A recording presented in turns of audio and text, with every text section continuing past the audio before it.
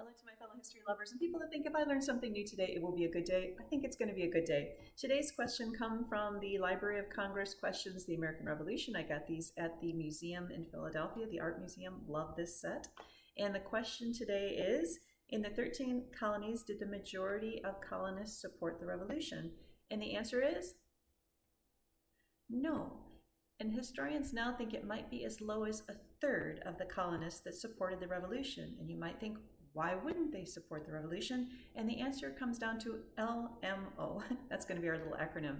So the first reason that as few as a third, at least in the beginning of the revolution, didn't support it was livelihood. We talked a little bit when I did the farm video about the fact that our biggest trade partner is Britain. So we're selling goods to Britain, we're buying goods from Britain. And for some people, the thought of going to war with your biggest trade partner, on which your livelihood, the roof over your head, the food on your plate is dependent, is kind of crazy.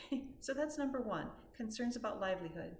The second, LMM, is going to be monarchy. So if you think your whole life you were told that there is a king, a queen, also, that is like appointed by God, like this king is appointed by God, and you as a loyal servant to the king, you're there to serve the king. And a lot of people, that was, their whole lives, that's what they had grown up with. And the thought that we're suddenly going to kind of rule ourselves, we're going to elect people from among us, and we're going to make the rules, would seem to many people not only wrong, but possibly just sheer chaos. It would be mind-boggling to many people that we're going to get rid of the entire idea of a monarchy and rule ourselves.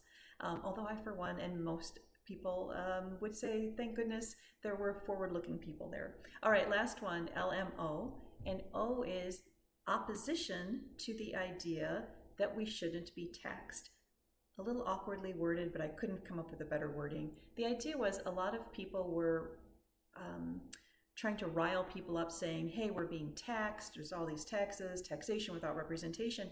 But there were many in our country that thought, well, we should pay taxes, because the sort of propaganda coming from Britain was, we saved you in the French and Indian War. We're there protecting you. Our coffers are now depleted because of this war. You should help replenish the coffers. And there were many loyalists who would say, well, yeah, maybe we really should. So anyway, that was a little bit of history today. Thanks for letting me share it. I will see you tomorrow.